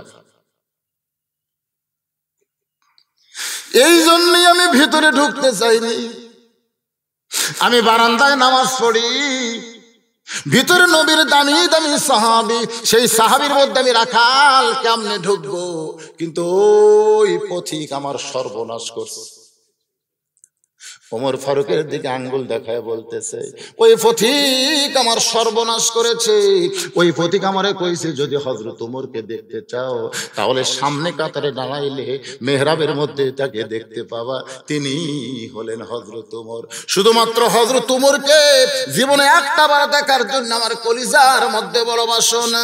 হযরত ওমরকে দেখতে এসে সামনে কাতারে মেহরাবের মধ্যে পথিককে যদি দেখতে পাই, তাহলে তোমরাই বলো আল্লাহু আকবার লোকমা দেওয়া ছাড়া তো আমার উপায় নাই। আমি আল্লাহু আকবার লোকমা দেওয়ার কারণ হলো ওই পথিককে মেহরাব থেকে সরায় দেব, ওই জায়গায় হযরত ওমরকে আমি এক নজর দেখতে চাই।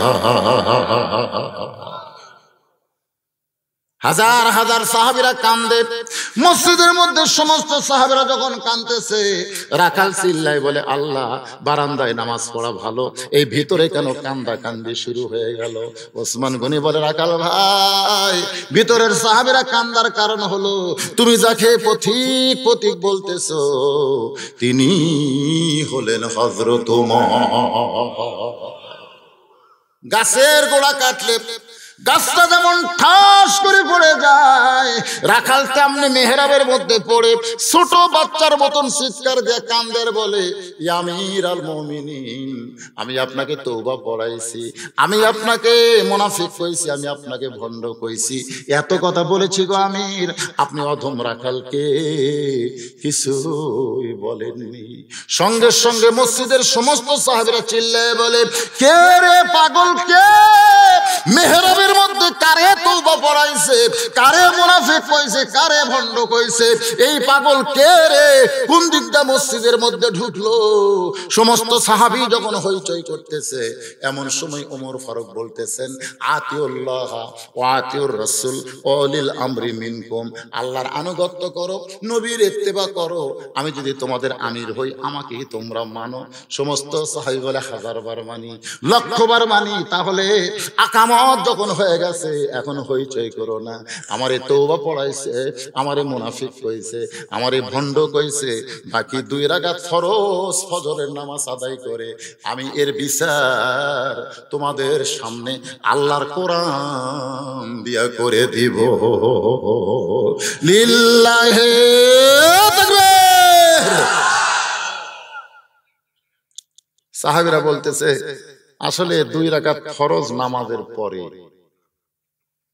একটু দেরি হচ্ছে মনে হয়, মানে এমন আকর্ষণ করে কাক তওবা পড়াছে, কাক মুনাফিক কছে, কাক ভণ্ড কছে, এখনই বিচার দেখবে। কিন্তু নামাজকে বলো কাজ আছে না, কাজকে বলো নামাজ আছে? কাজকে বলো তোমার নামাজ আছে। আকামত যখন হয়ে গেছে তখন বিচার আগে না নামাজ আগে? যখন কি আগে? ওমর ফারুক বললেন, ফজরের ফরজ 2 রাকাত নামাজ, এখন এই নামাজের পরে আল্লাহর কোরআন দিয়ে যে বিচার দেখবেন, একটা বাস্তব বাংলাদেশ সহ গোটা বিশ্বের মুসলমানের জন্য, আত্তাকুল্লাহ হাক্কা তুকাতিহি ওয়া লা তামুতুন্না ইল্লা ওয়া আনতুম মুসলিমুন, একটা কমপ্লিট ওয়াজ হয়ে যাবে।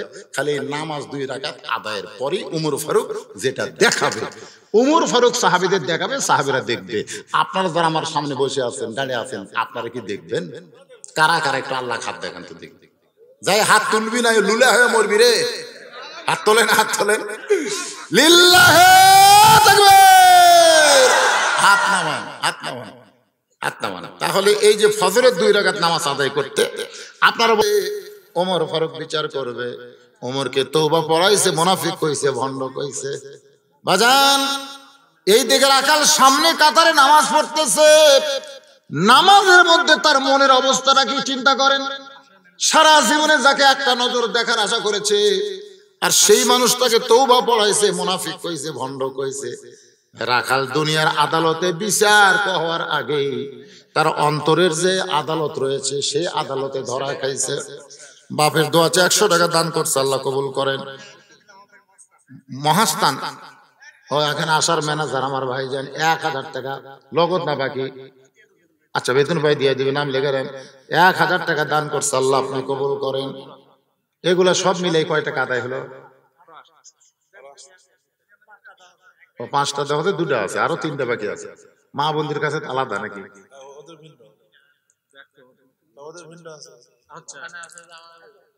যারা দাঁড়ায় আছে শুধু বসেন না কেন? বাকি ওয়াজটা শুনে আমি আপনাদের নিয়ে মোনাজাত করবো ভাইজান। এদিকে রাত 12টা বেজে গেছে, অসুবিধা নেই।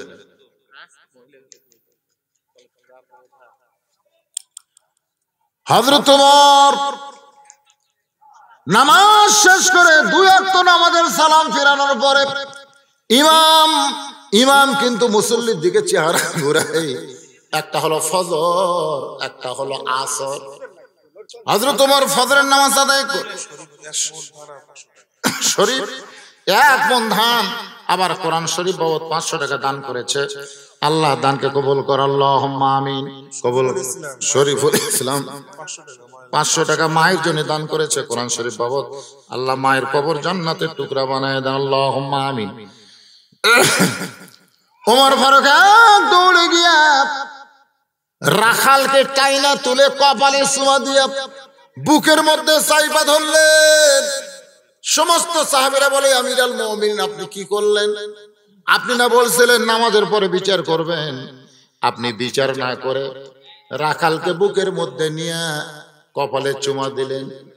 ওমর ফারুক বলে, সাহাবীরা রে, রাখালের এত কথা হজম করার পিছনে একটাই মাত্র কারণ, আমি সকল রাখালকে দেখি নাই, রাখালের ভেতরে আত্তাকুল্লাহ হাক্কা তুকাতিহি, আমি আল্লাহর কোরআন দেখতে পেয়েছি। শুধুমাত্র আল্লাহর কোরআনকে দেখার জন্য।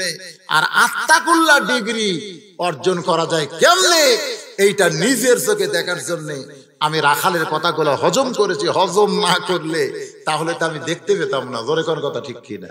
এই কথার দ্বারা আজকে আমি আপনাদের যেটা বুঝাবার চাই, কোরআনের হক হলো শুধু কোরআন ওয়াজ শুনলে হবে না, কোরআনকে বাস্তব জীবনে আমাদের আমল করতে করা লাগবে। জোরে কোন কথা ঠিক কিনা? এতে কোরআনের পথে যারা আপনাদের ডাক দেবে, ওয়াকুনু মা'আস সাদিকিন, এই সত্যবাদীদের সঙ্গে আপনারা হবেন।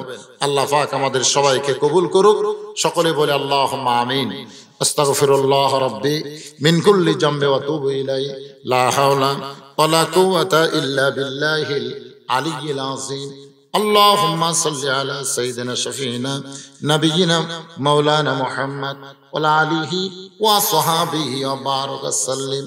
জাযাকাল্লাহু আন্না মুহাম্মাদাম মা হুয়া আহলুহু, জাযাকাল্লাহু আন্না মুহাম্মাদাম মা হুয়া আহলুহু। আল্লাহুম্মা আমিন। আল্লাহুম্মা আনতাস সালাম ওয়া মিনকাস সালাম, তাবারাকতা ইয়া যাল জালালি ওয়াল ইকরাম। আয় আল্লাহ তাআলা, সেই মাগরিবের নামাজের পর থেকে রাত্রি 12টা পর্যন্ত তোমার পাগল বান্দা বান্দিরা আরামের বাড়ি, আরামের ঘুমকে বাদ দিয়া কোরআন হাদিসের মহব্বত কলিজার মধ্যে নিয়া এই জান্নাতের বাগানে বসে বসে কোরআন হাদিসের আলোচনা শোনার শেষে আমি গুনাহগারের সঙ্গে রহমতের দরজায় ফকির হয়ে দোকানে হাত তুলেছি। মেহেরবানি করে আজকের মাহফিল আমাদের সকলের হেদায়েতের জন্য, নাজাতের জন্য, জান্নাতের জন্য কবুল করো। এই মাহফিলের শুরু থেকে শেষ পর্যন্ত যত আলোচনা হয়েছে আল্লাহ, এর মধ্যে যদি ত্রুটি হয়, ভুল হয়, মাফ করে দিও। এর যা হাদিয়া মঞ্জুর করো। সোনার মদিনায় নবী পাকের রওজা মুবারকে আল্লাহ তুমি কবুল করে নাও। तमाम अंबिया किराम, असहाबे किराम, ताबिनी किराम, तवा ताबिनी किराम, আউলিয়া কিরাম, পীর মাশায়েখ, বুজুর্গানে কিরাম, तमाम পৃথিবীর মাটির নিচে যত মুমিন মুমিনা আছে আল্লাহ সকলের আরওয়াহ পরে হাদিয়া কবুল করে। ও মাবুদ, আমরা যারা হাত তুলেছি আমাদের মধ্যে জনম দুঃখনী মা যাদের কবরের ঘরে চলে গেছে, আল্লাহ মেহেরবানি করে মায়ের কবর জান্নাতের টুকরা কবুল করে। বাবার বাড়িঘর সবই আছে, আমি সহ আমরা যারা বাবা হারায় এতিম হয়ে গেছি, আল্লাহ মেহেরবানি করে বাবার কবর জান্নাতের টুকরা কবুল করেন। আল্লাহ এই মাদ্রাসাকে কিয়ামত পর্যন্ত কবুল করেন। এই মাদ্রাসাকে অত্র এলাকার নূরের বাতি হিসাবে আল্লাহ আপনি কবুল করেন। এই মাদ্রাসার ম্যানেজিং কমিটির সভাপতি, সহসভাপতি, সেক্রেটারি, কেশিয়ার সদস্য, আল্লাহ মাদ্রাসার মুহতামিম, মাদ্রাসার ওস্তাদ, মাদ্রাসার তালবে ইলম, যারা মাদ্রাসার বাচ্চাদের জায়গিরদার, সর্বাত্মক যারা মাদ্রাসাকে সহযোগিতা করে, মেহেরবানি করে মাদ্রাসার ওসিলায় আল্লাহ তাদের সকলকে জান্নাতি মানুষ হিসাবে কবুল করে নেন। আমার মায়েরা, বোনেরা, পর্দার অন্তরালে বসে ওয়াজ শুনেছে, আবেদা সালিহা পর্দা নিশি কবুল করে মা ফাতেমার চরিত্র দান করেন। আল্লাহ মাদ্রাসায় নগদে বাকিতে যারা দান করলো, আল্লাহ কোরআন শরীফ বাবদ যারা দান করলো, আল্লাহ সকলের দানগুলোকে জান্নাতের বিনিময় হিসাবে আপনি কবুল করেন। আল্লাহ আজকের মাহফিলের সম্মানিত সভাপতি কয়েক বছর থেকে গোটা প্যান্ডেল খরচ, মাইকিং খরচ, সব খরচ দেয়। শুধুমাত্র একটাই চাওয়া, তার দুনিয়া না, পুরো পুরুষ যারা কবরে চলে গেছে তাদের জান্নাত পাওয়া। আল্লাহ মেহেরবানি করে তার এই বিশাল দানটাকে আল্লাহ আপনি কবুল করে নিন। আল্লাহ মাদ্রাসা সেক্রেটারি সাবেক মেম্বার সাহেব অত্যন্ত মেহমানদারি করেছেন, আমার ভাইজানকে আল্লাহ আপনি কবুল করেন। আল্লাহ আমি শুনলাম তার বাপ মা অসুস্থ, বাপ মাকে আল্লাহ সুস্থ রাখেন। আল্লাহ এই গুলটা গ্রামে গোরস্থানে যত মুর্দা শুয়ে আছে আল্লাহ সকলের কবরকে জান্নাতের টুকরা বানিয়ে দিন। আল্লাহ আমি গুনাহগার বলে দোয়া ফিরে দিয়েন না আল্লাহ। আবার ডান পাশে বাম পাশে সামনে পিছনে অনেক হাফিজ সাহেব আলেম সাহেব রয়েছে, হাজি সাহেব রয়েছে, যার দুইখানা পছন্দ হয় সেই দুই হাতের ওসিলাই আল্লাহ গোটা মাহফিলকে আল্লাহ আপনি কবুল করেন আল্লাহ। আল্লাহ আমি অসুস্থ, আমার মতো যারা অসুস্থ সবাইকে শাফায়ে কুল্লা দান করেন। কে কোন নিয়তে হাত তুলেছে আল্লাহ সকলের নেক নিয়ত নেক আশা কবুল করেন।